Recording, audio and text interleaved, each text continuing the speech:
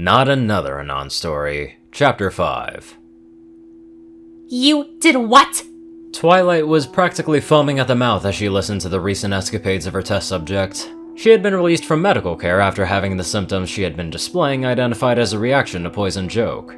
Apparently, it was a fairly common plant on the outskirts of the Everfree Forest and had a tendency to release spores on contact that were known to cause minor to moderately severe transformations akin to the results of a practical joke. Since the effect was transfigurative and the spores in the infected individual's system becomes inactive after the reaction takes place until the antidote that causes the spores to release a sort of antitoxin to reverse the transformation, Anon's magic nullifying properties were of no use. Twilight had noted that it was good to know that he was only immune to actively occurring magical phenomena and not able to reverse the effects of events simply caused by magic at some point. And of course, as soon as she got out of there, she had found her way to the room that he had been assigned and questioned him about how his chat with the princesses had gone. However, the answer he gave by her reaction was less than ideal. Well, I told them I didn't view monarchy or diarchy as a legitimate form of government. What about it? He said with a small sigh, as he waved a hand at her to try to signal her to cool down. They were sitting in chairs on opposite sides of a long table which had been provided to facilitate face-to-face conversations of this sort comfortably. Anon, they are the absolute rulers of the entire country. They could have sent you to the dungeons or banished you, she said, clearly on the edge of an anxiety attack. He honestly looked like he felt pretty bad about it. Look, Twilight, if it'll make you feel any better, I promise not to do it again in public. And the princesses and I seem to have come to an understanding that my values are quite literally foreign to them, he said, as he placed his hands in front of himself, clasped together atop the table. I was fortunate that the princesses did in fact restrain themselves when I made those comments. If I had to make a guess as to why, it was probably because I'm your guest. And also I was, and to some extent still am, an unknown entity with anomalous abilities that pose an indeterminate level of threat to my immediate surroundings. They presumably didn't wish to take the chances of harming me in the way that might have caused harm to themselves or others. It was a good thing too, considering what had happened. From what he had heard after his dinner on the way up to his room, the news about what had happened with the sun was already all over the gossip rags that afternoon. Fuck, the rag spinners work fast in Ponyland. He continued to speak. And of course, there's the obvious reason that responding to what I was saying with physical force would have, of course, proved me right to some extent. By using diplomacy rather than force to get me to stop denouncing them in public, they were able to make a small but notable assertion about their capabilities as a ruler without having to stoop to my level. Aside from the part where they had stooped to his level, but he had been at least decent enough to politely omit the part of the story where her esteemed and cherished mentor had rattled him around like a fresh pack of cigarettes and then almost fucking died. Though if she didn't know about the latter part already, she certainly would sooner than later at the rate the papers were going. Alright, yes, I suppose that does make some amount of sense, she said, rubbing her face with her hooves. But was any of that really necessary? You had me worried about you there for a minute, Anon, she said as she glared at him with just the cutest little purple pony pout. He caved and shook his head. How's a guy just gonna go up and stonewall a face like that? Alright, I'll tone it down a bit for your sake. I don't want to cause you any trouble. It wouldn't be right in my view anyway. You're basically the only pony who had been decent enough to me, aside from Sakura, who gets it worse than I did when I showed up, and Applejack's little sister, who isn't old enough to be indoctrined into knowing better yet, so, I guess, thanks for being the most tolerable pony. He thought about it and shook his head. Sorry, no, that isn't a good way to put it. Twilight smiled and chuckled softly. I think what you're trying to say is thank you for being a friend. Traveled down the road and back again. Anon snapped back melodically, before he could stop himself much to the confusion of the unicorn mare as he giggled at himself. Sorry, just a reference to something where I'm from. It sort of slipped out, but yes, I suppose that is where I'm getting at. I know I may come off as abrasive. She simply raised an eyebrow at him. Okay, extremely abrasive. And maybe confrontational, but that's just sort of how I am. I'm just really skeptical of things in general. It's just sort of the way I am. I question things, and if I don't like the answers, I just sort of say so. You were right earlier, by the way. This sort of behavior doesn't really net me a lot of friends. He continued more sheepishly. And I suppose what I'm getting at is, thank you for being in my corner, even though I'm not a very nice guy. I appreciate you giving me the benefit of the doubt, and I'll try not to make it so that your trust was misplaced. She looked away, rolling her eyes slightly, before looking back at him, giving him a warm, gentle smile. Anon, I appreciate that you're willing to confide in me like that. I can tell that it's not an easy thing for you. I don't think you're a bad pony, or a bad person. No, that doesn't sound right. I don't think you're a bad pony. Oh well, baby steps. I mean, don't get me wrong, you aren't exactly a paragon of the harmonic values, but, well, I saw how you were with Apple Bloom, and you wouldn't have stood up for Sakura either if you were a bad pony. I just think you have different priorities than most ponies do, and you express how you care a bit more. Roughly. Anon gives a slow nod, as he fights the building urge to ruin this wholesome one with a lazy, half-assed reference to media no one in this godforsaken world will understand but him. His normal reaction to sincerity would typically be to deflect in some manner, but, well, he was feeling a bit vulnerable after the events of the last few days. And at any rate, Twilight obviously meant well. As he was now, he really didn't have a lot of options in the way of people who were willing to put up with him. So there was no use in alienating any of the three people, or ponies, who could tolerate him. Thanks, Twilight. So, when are you guys gonna get to the poking and the prodding and whatnot? Last time I checked, you guys wanted to study me? She smirked and waved a hoof nonchalantly, shaking her head. Princess Celestia is having a team of specialists in a few fields assembled for me to head up. It'll take a few days for the letters to go out for all of them to arrive, so in the meantime, I feel like our time would be much better spent actually talking to one another, so I can get a better idea of how you think, and suss out any of the other cultural differences that might come up at an otherwise inopportune time. He tilts his head slightly and places his hand under his chin, propping it up with his elbow on the table. So you're just gonna talk to me and take notes for a few days? Oh no. Not only that, but I also have a few tests of my own that I can run that aren't as invasive about other things. She said, as she gestured to the saddlebag that she had at the side of her chair, resting on the floor. I brought everything I would need to run an intelligence quotient test, as well as a questionnaire for the Nairbrae's personality matrix test. I was hoping that you could oblige me, and then we could have a nice afternoon chatting over tea and snacks. Well, since you put it that way, I guess that sounds like a pretty good time. Yeah, let's go for it. I'm down to be psychologically profiled. He half-joked, as the unicorn slid a few packets of paper over to him. Over the course of a few hours, the two of them made small talk while Twilight ran him through an array of tests and asked him a series of questions. It all seemed like pretty standard stuff, nothing too personal, and nothing particularly all that interesting. She spent another hour after this mulling over the test and comparing the results that she had recorded to a couple of papers from her bag. After a while, her eyes widened slightly. Yes. Personality type INTP. Not surprised though, that's a fairly rare one among ponies. It's more common to see it in other species. I'm an ISTJ myself, she said, as she set the first paper down and kept looking at the second. And according to these preliminary results, your intelligence quotient is... Oh.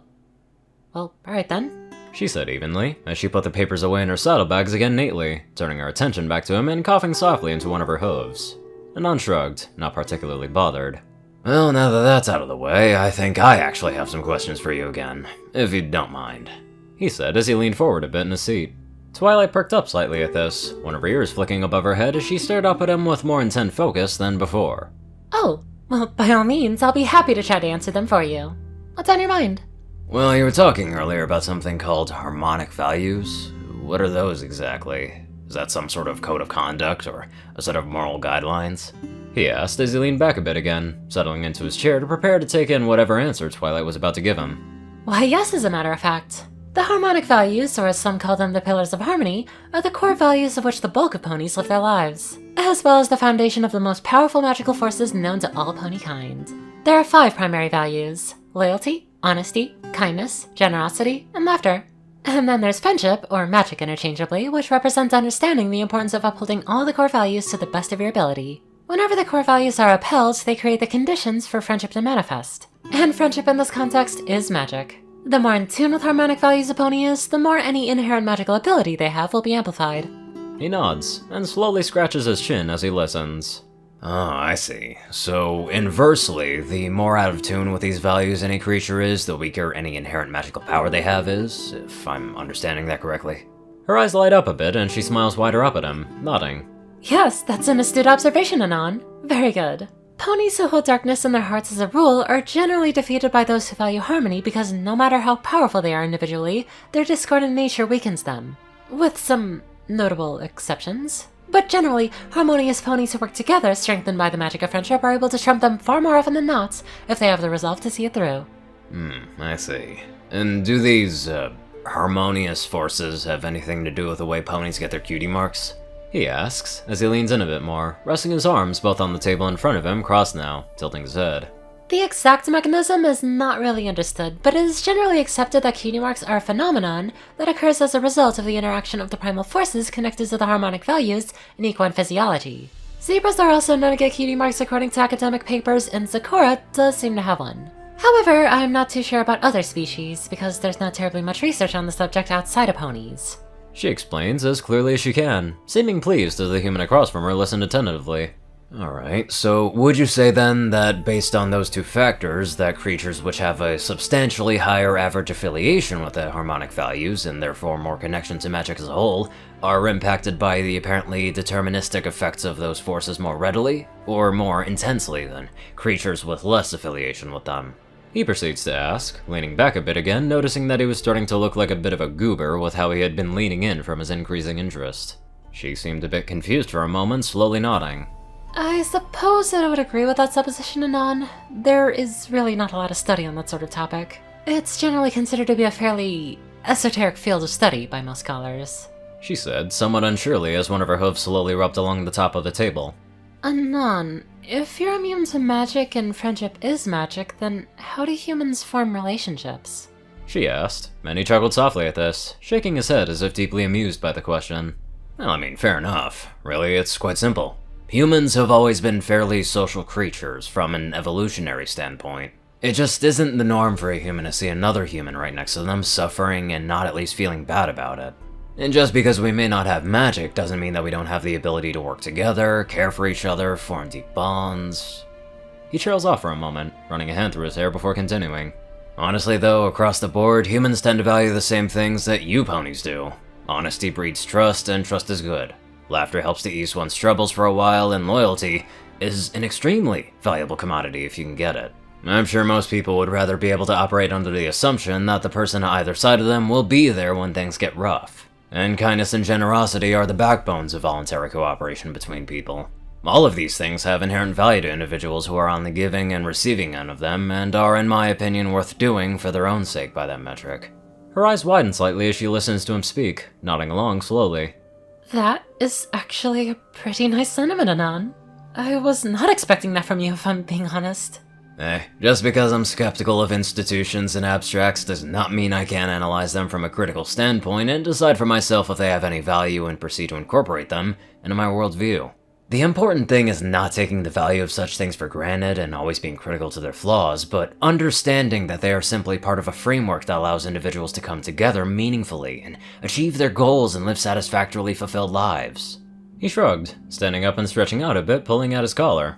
The sweater was honestly a bit stuffy in the warmth of the castle in the midst of late spring to summer, but he made a mental note to see about using some of his guinea pig money to get some more breezy outfits.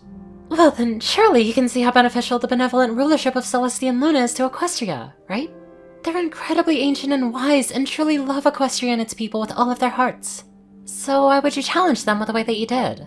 She said, looking a bit agitated and a bit sad as she said it. Because I can? He exclaimed, waving a hand at her, the other now on his hip. Those two act like Plato's wet dream of what rulership should be, but you must understand, I wasn't lambasting them as rulers per se, I was just simply questioning the legitimacy of their manner of rulership. I am sure that they could easily win any election by a landslide, but the fact that the princesses and their citizens simply take their benevolent rulership and by extent the prosperity of their kingdom for granted is what bothers me, he says, running his hands through his hair slowly and letting them fall back down to his sides. Perhaps it would be a largely symbolic affair if it was carried out with a mostly certain outcome. Perhaps some of my personal biases come into play on the matter, and in fact, I am almost sure that they do. Perhaps in a world where forces like the ones that you have described are a factor, absolutely ruled by benevolent god kings, or god princesses, is a feasible or even desirable practice. But the fact remains that I am not from any such place, and it's their prerogative that they have the desire to do so, to convince me that their rulership is good and just. Twilight sees his mild agitation and gives a small sympathetic smirk. Well, I would say that by the fact that you are not currently Smoking Crater or the newest resident of the Candlelit Dungeons, that the princesses agree with you about that. I'm just glad that you can admit that you might be wrong going on. Not every pony can do that. Hey, I never claimed to have all the answers. Quite the opposite, really. All I have are questions. Lots and lots of questions. He said, chuckling softly, after he sat back down, calming himself a bit. So, do you have any board games or anything around here? We still have a bit until your team gets here, I would say. Do ponies have chests by any chance? Her smirk widened into a proper smile as she nodded quickly. I still have my old unicorn's chest set in my old room. I can go get it and we can play a few games if you'd like. Anon gave a small, slightly tired sign and nodded, giving her a grateful look. That sounds pretty nice, as a matter of fact. Thanks, Twilight. She got out of her seat and gave him a pleased, satisfied look as she trotted off towards the door. Of course, Anon. That's what friends are for, after all. She said as she exited, the door closing behind her with a soft click to leave Anon alone with his thoughts for a few minutes. It was a good thing too, all things considered. He certainly had a few zingers to sort through after all that conversation.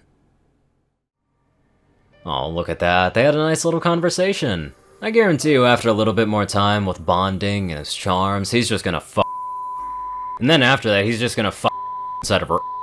I'm so sorry that I had to witness that. Anyway, let's get on to our not censored donators. Top donators: TacoCat598, Peter Coulthard, J Tinman, Darkside, Gauntlet, and only one thing.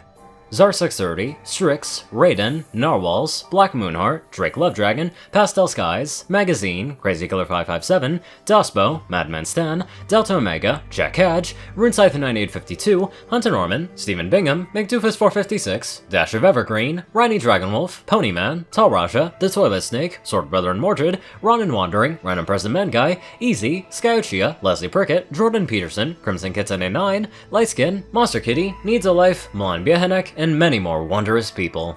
Thank you all so much for watching this video, and live life to the fullest.